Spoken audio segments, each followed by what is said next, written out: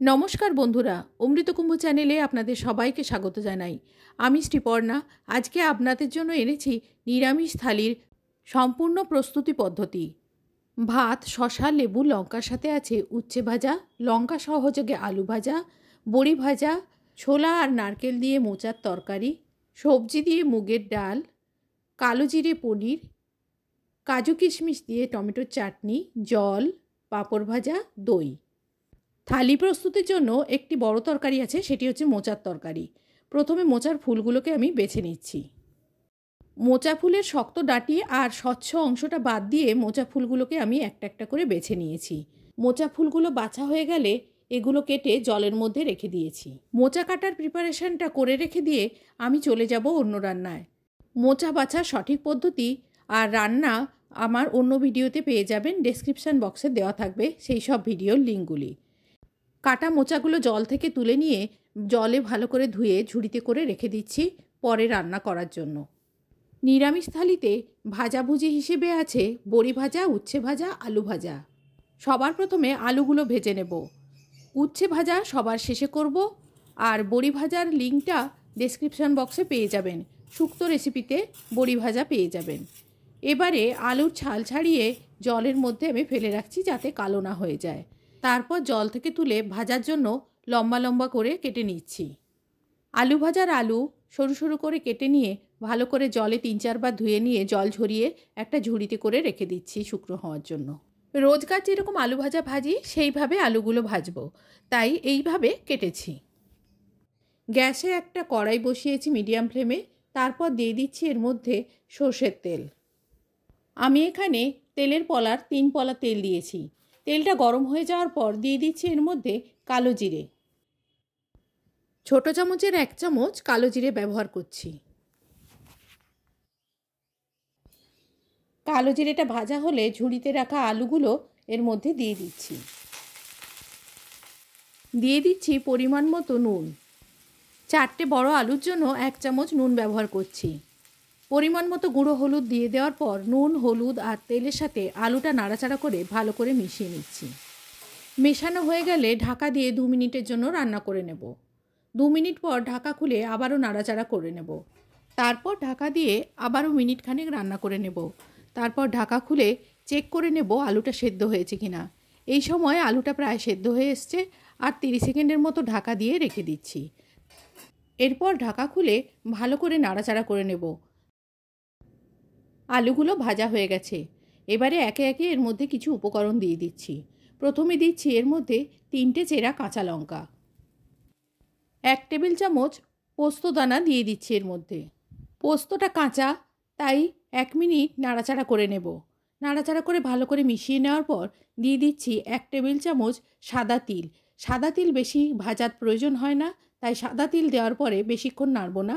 পুরো আলুর মধ্যেই সাদা তেলটা মিশিয়ে নিয়ে এবারে বাটিতে ঢেলে পরিবেশন করছি। আজকে আমার থালিটা নিরামিষ, তাই সমস্ত রান্নাই পেঁয়াজ রসুন ছাড়া হয়েছে। আলু ভাজাটা শেষ করে এবারে ওই কড়াইতেই ডাল সেদ্ধ বসিয়ে দেব। সেজন্য নিয়েছি মুগের ডাল। মুগ ডাল আমি আগে ড্রাই রোস্ট করে রাখি যাতে পোকা না লাগে। 1 কাপের একটু কম মুগ ডাল নিয়ে ভালো করে জল পাল্টে 3-4 বার ধুয়ে নিয়ে জলে নুন হলুদ দিয়ে বসিয়ে দিচ্ছি সেদ্ধ করতে।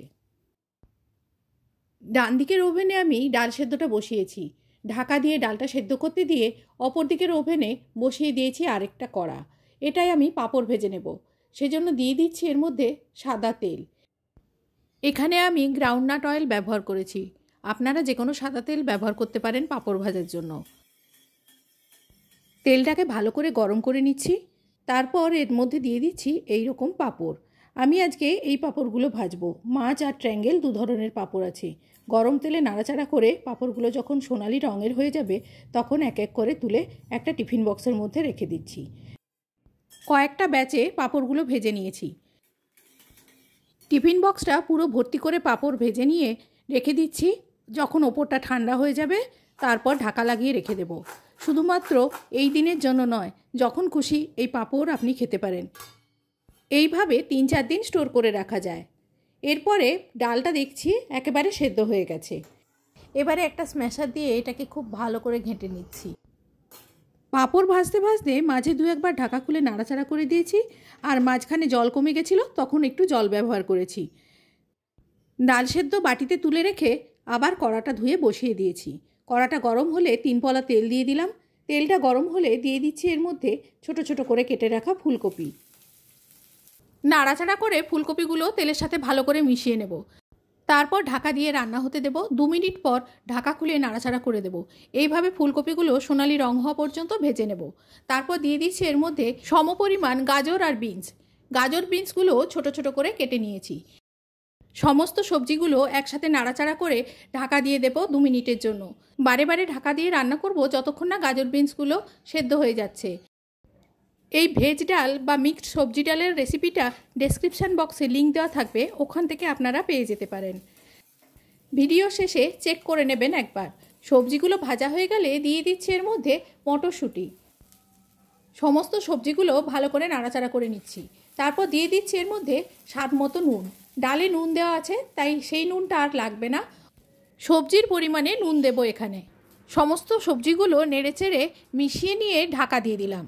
30 সেকেন্ড পর ঢাকা খুলে নাড়াচাড়া করে নিয়ে মাঝখানের অংশটা ফাঁকা করে নিচ্ছি। আপনারা চাইলে সবজিগুলোকে তুলে রেখেও এই কাজটা করতে পারেন। আমি মাঝখানের অংশটা ফাঁকা করে 1 চামচ জিরে দিয়ে দিলাম। তারপর দিয়ে দিচ্ছি এর মধ্যে সর্ষের তেল। এরপরে দিচ্ছি এর মধ্যে 2টো তেজপাতা আর 1টা শুকনো লঙ্কা। তেলের মধ্যে ফোড়নটা একটু ভেজে নেব। কিছুটা আদা বাটা দিচ্ছি। আদাটা যাতে ভাজা না হয় সেজন্য সবজির ওপরে দিলাম। আদা ভাজা হলে আদার ফ্লেভারটা অনেকটাই চলে যাবে, তাই আদার ফ্লেভারটা থাকার জন্য সবজির ওপরে দিলাম। ফোড়ন, সবজি, আদা সব কিছু একসাথে আবারও একবার মিশিয়ে নিচ্ছি। তারপর দিয়ে দিচ্ছি এর মধ্যে কিছু কাজু আর ভিজিয়ে রাখা কিশমিশ। এবারে দিয়ে দিচ্ছি এর মধ্যে সেদ্ধ করে রাখা ডাল। ডালটা দিয়ে দেওয়ার পর ডালের বাটিটা জল দিয়ে একটু ধুয়ে নিয়ে সেই জলটা দিয়ে দিচ্ছি। এছাড়া আরও কিছুটা জল এতে ব্যবহার করব। ডালের ঘনত্ব যেরকম রাখতে চান সেই অনুযায়ী জল ব্যবহার করবেন। আমি আরেকটু জল দিয়ে এবারে ঢাকা দিয়ে ফুটতে দিচ্ছি। মিনিট 1.5 ফুটিয়ে নেওয়ার পর ঢাকা খুলে দেখাচ্ছি। এইরকম ঘনত্ব আছে, কিন্তু এটা যখন ঠান্ডা হবে আরও বসে যাবে। এবারে দিয়ে দিচ্ছি এর মধ্যে 1 চামচ চিনি।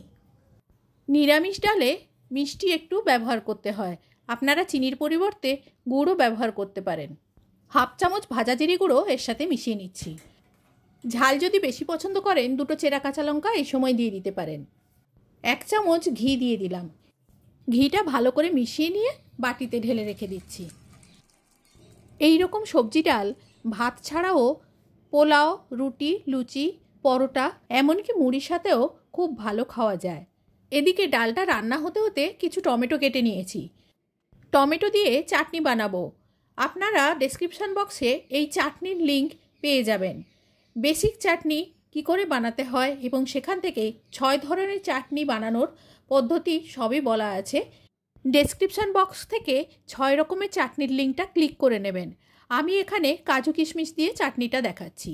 প্রথমে কড়াইতে সর্ষের তেল গরম করে তেলে দিয়ে দিচ্ছি সর্ষে, মৌরি আর শুকনো লঙ্কা ফোড়ন। এবারে ফোড়নটা ভাজা হয়ে গেলে দিয়ে দেবো এর মধ্যে কেটে রাখা টমেটো। টমেটোগুলো তেলের মধ্যে খুব ভালো করে মিশিয়ে নেব। তারপর দিয়ে দিচ্ছি এর মধ্যে সামান্য পরিমাণ নুন। সাধারণ রান্নায় যে পরিমাণ সবজির জন্য যে পরিমাণ নুন ব্যবহার করতে হয়, টমেটোর ক্ষেত্রে এখানে কম নুন ব্যবহার করবেন। কেননা টমেটোর চাটনিতে যদি আপনি অন্য সবজির মতো নুন ব্যবহার করেন তাহলে টমেটোর চাটনি ভীষণই নোনতা হয়ে যাবে, তাই নুনটা খুব কম পরিমাণ দেবেন। এবারে পরিমাণ মতো হলুদ দিয়ে নুন হলুদটা মিশিয়ে নিয়ে ঢাকা দিয়ে দিচ্ছি। নুন দেওয়ার ফলে টমেটো থেকে যে জল বের হবে সেই জলেই টমেটো পুরো সেদ্ধ হয়ে যাবে। এই টমেটো চাটনির ক্ষেত্রে কোনো জল ব্যবহার করব না। এই সব টিপসগুলো ভালো করে খেয়াল রাখবেন। দেখুন টমেটো থেকে কেমন জল বেরোতে শুরু হয়েছে। এবারে ঢাকা দিয়ে টমেটোটা সেদ্ধ হতে দেব। মাঝখানে 2-1 বার ঢাকা খুলে নেড়ে দিয়ে আবারও ঢাকা দিয়ে দেব। এইভাবে বারে বারে ঢাকা দিয়ে রান্না করব যতক্ষণ না টমেটোটা সেদ্ধ হচ্ছে। দেখুন এই পর্যায়ে টমেটোটা একেবারে সেদ্ধ হয়ে গেছে। এই রকম পর্যায়ে দিয়ে দেব এর মধ্যে গুড়। আপনারা গুড়ের পরিবর্তে চিনিও ব্যবহার করতে পারেন। 3 টেবিল চামচ গুড় ব্যবহার করেছি। এবারে গুড়টা ভালো করে টমেটোর সাথে মিশিয়ে নিয়ে মিনিট খানেক ফুটিয়ে নেব। আপনারা যেরকম মিষ্টি পছন্দ করেন সেই পরিমাণ গুড় দিতে পারেন। গুড়টা ভালো করে মিশে যাওয়ার পর দিয়ে দিচ্ছি এর মধ্যে আদা বাটা। আদাটা শেষের দিকে দেব যাতে আদার ফ্লেভারটা খুব ভালো মতো পাওয়া যায়, খুব সুন্দর একটা গন্ধ ওঠে। আদাও চাটনির সাথে খুব ভালো করে মিশিয়ে নিলাম। এরপর দিয়ে দিচ্ছি ভিজিয়ে রাখা কিশমিশ। কিশমিশটা আমি আগেই ভিজিয়ে রেখেছিলাম। দিয়ে দিচ্ছি কিশমিশ আর দিচ্ছি কিছুটা কাজু। ভালো করে কাজু কিশমিশ মিশিয়ে নিয়ে 30 সেকেন্ড মতো রান্না করে নেব। তারপর বাটিতে ঢেলে রেখে দিচ্ছি। এবারে কড়াটা ধুয়ে নেব। তারপর আবারও কড়াটা বসিয়ে দেব পরবর্তী রান্নার জন্য। কড়াটা বসিয়ে দিয়েছি, সর্ষের তেল দিয়ে দিয়েছি। তেলটা গরম হলে এবারে দিয়ে দেব এর মধ্যে কুচনো নারকেল। নারকেলের ছালের কালো অংশগুলো তুলে বাদ দিয়ে ছোট ছোট করে কুচিয়ে নিয়েছি। নারকেলগুলো তেলের মধ্যে ভেজে নেব। খুব কম পরিমাণ তেলেই নারকেলটা ভাজছি। সোনালি রং ধরা পর্যন্ত নারকেলগুলো ভেজে নেব। ভাজা হয়ে গেলে তুলে একটা বাটিতে রেখে দিচ্ছি। ভাজা নারকেলগুলো তুলে নেওয়ার পর ওই কড়াইতে রান্না করে নেব মোচাটা। নারকেল তুলে নেওয়ার পর যে পরিমাণ তেল আছে এই তেলে মোচা রান্না করা যাবে না, আরও একটু তেল দিতে হবে। তাই দিয়ে দিলাম আরও একটু সর্ষের তেল। পুরো রান্নাটা সর্ষের তেলে হবে। মোচা আমার আগেই কাটা আছে, এবারে রান্না করতে কোনো অসুবিধে নেই। তেলটা গরম হলে তেজপাতা, শুকনো লঙ্কা আর গোটা জিরে ফোড়ন দিয়ে ফোড়নটা নাড়াচাড়া করে ভেজে নেওয়ার পর কেটে রাখা আলু দিয়ে দিলাম। আলুগুলো ডুমো ডুমো করে কেটে নিয়েছি। নাড়াচাড়া করে আলুটা ভাজা হয়ে গেলে দিয়ে দেব কুমড়ো। আলু আর কুমড়ো সমপরিমাণ দিয়েছি। একই সাথে একটু ভেজে নেব। ঢাকা দিয়ে রান্না করব না, ঢাকা দিলে কুমড়ো থেকে জল কেটে যেতে পারে। খানিকটা ভেজে নেওয়ার পর দিয়ে দিচ্ছি বেগুন। আলু আর কুমড়ো সমপরিমাণ দিয়েছি, এর ডবল পরিমাণ দিচ্ছি বেগুন। 1 প্লেট করে আলু, 1 প্লেট কুমড়ো দিয়েছি আর 2 প্লেট বেগুন দিলাম। বেগুন জলীয় সবজি, রান্না হওয়ার পর বেগুন একেবারে কম হয়ে যায় পরিমাণে, তাই বেগুন এখানে একটু বেশি পরিমাণেই দিতে হবে। আর মোচার তরকারিতে বেগুনটা খেতে ভালোই লাগে। তেলের সাথে মিশিয়ে নিয়ে ঢাকা দিয়ে দিলাম। মিনিট 2-3 পর ঢাকা খুলে আবারও একটু নেড়ে চেড়ে দিচ্ছি। ভালো করে একটু ভাজা হয়ে গেলে দিয়ে দেবো এর মধ্যে কেটে রাখা মোচা। মোচাগুলো ধুয়েই রাখা ছিল, সমস্ত মোচাগুলো দিয়ে দিলাম।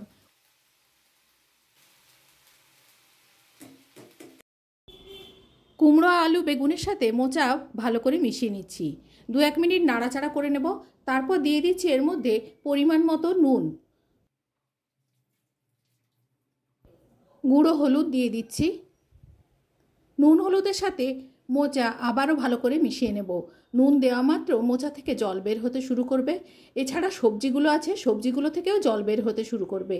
এই জলেই মোচা সেদ্ধ হয়ে যাবে। এবারে ভালো করে নুন হলুদটা মিশিয়ে নেওয়ার পর দিয়ে দিচ্ছি এর মধ্যে কাঁচা ছোলা। এই ছোলাগুলোর অঙ্কুর বেরিয়ে গেছে, আপনারা এমনি ছোলাও দিতে পারেন। এবারে ছোলাগুলোও এর সাথে মিশিয়ে নিচ্ছি। তারপর ঢাকা দিয়ে রান্না হতে দেব। মেশাতে মেশাতে এর থেকে অনেকখানি জল বেরিয়েছে। সব কিছু মিশিয়ে নেওয়ার পর ঢাকা দিয়ে রান্না হতে দিচ্ছি। এই দিকের ওভেনে মোচা সেদ্ধ হচ্ছে আর অন্য দিকের ওভেনে যে কড়াটায় পাঁপড় ভেজেছিলাম সেই কড়াটা বসিয়েছি।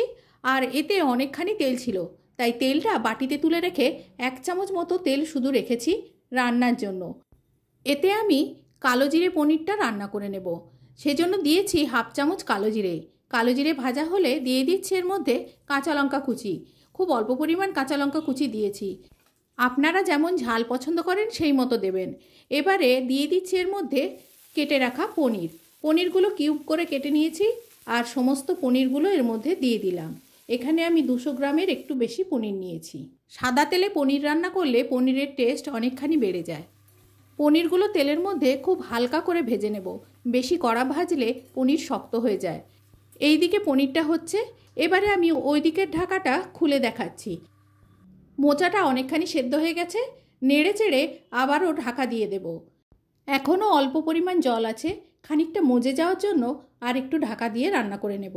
এদিকটা ঢাকা দিয়ে ওই দিকে পনিরটা নেড়ে দিচ্ছি। ইতিমধ্যে পনিরটা ভাজাই হয়ে এসছে। এবারে দিয়ে দিচ্ছি এর মধ্যে খুব সামান্য পরিমাণ নুন। নুনটা পনিরের সাথে মিশিয়ে নিলাম। দিয়ে দিচ্ছি এবারে হলুদ গুঁড়ো।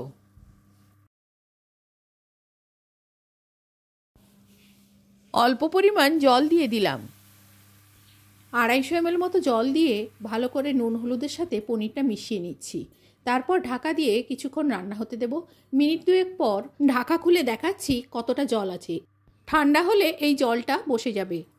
এদিকে মোচার তরকারি ঢাকাটা খুলে দেখাচ্ছি, জল একেবারে শুকিয়ে গেছে, থকথকে একটা তরকারি তৈরি হয়েছে, পুরোপুরি সেদ্ধ হয়ে গেছে তরকারিটা।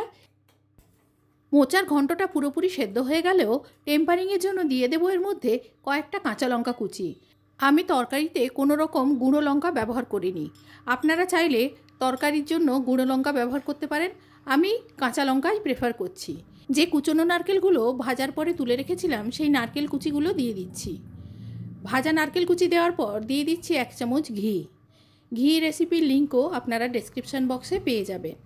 সবাই সাধারণত সর থেকে মাখনটা তোলার পরে ঘিটা তৈরি করেন। আমি এখানে সর থেকে কি করে সরাসরি ঘি করবেন মাখন তোলা ছাড়াই সেই রেসিপির লিঙ্ক শেয়ার করেছি। একেবারে শেষে দিচ্ছি 1/2 চামচ গরম মশলা। গরম মশলার রেসিপির লিঙ্কও ডেসক্রিপশন বক্সে পেয়ে যাবেন। এই একটি মাত্র গরম মশলা আপনার যে কোনো সাধারণ তরকারির স্বাদকে অপূর্ব করে তুলতে সাহায্য করবে। এবারে সব কিছু একেবারে ভালো করে মিশিয়ে নিয়ে গ্যাসটা অফ করে দিচ্ছি আর ঢাকা দিয়ে রেখে দিচ্ছি মিনিট 5 জন্য। তারপর এটা বাটিতে তুলে পরবর্তী রান্নায় চলে যাব। এই তরকারি আপনারা রুটি, লুচি, পরোটা, ভাত, মুড়ি সব কিছুর সাথেই খেতে পারেন। এটি একটি ভীষণই আয়রন সমৃদ্ধ খাবার।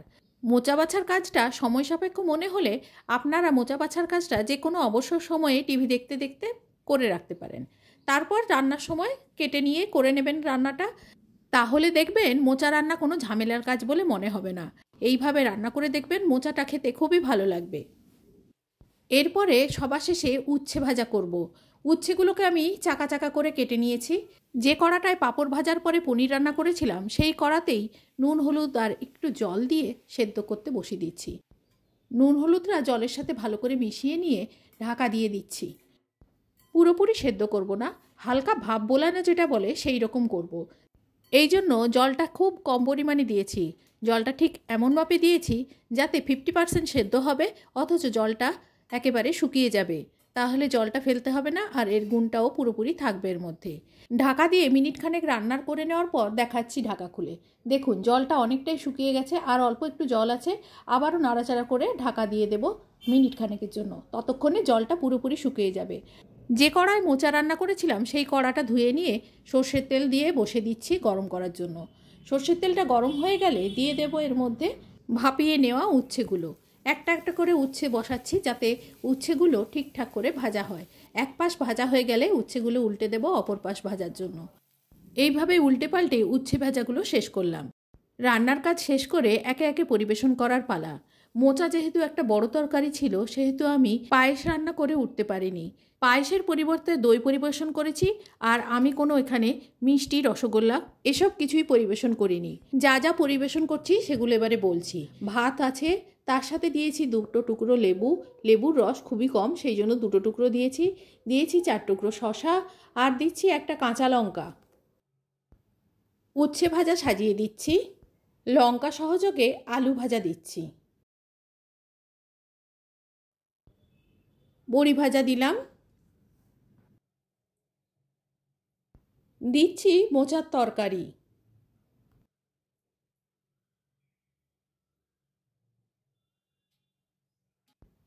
ভেজ ডাল দিচ্ছি। দেখুন ডালটা যখন নামিয়েছিলাম তখন কতখানি জল ছিল মনে হচ্ছে, আর এখন দেখুন ডালটা কেমন বসে গিয়েছে। পনিরের তরকারিরও একই অবস্থা, পনিরটা বসে গিয়েছে। দিয়ে দিচ্ছি পনিরের তরকারি। পনিরটা আমি কালো জিরে দিয়ে করেছি, দেখেছেন, খুবই সহজ প্রসেস।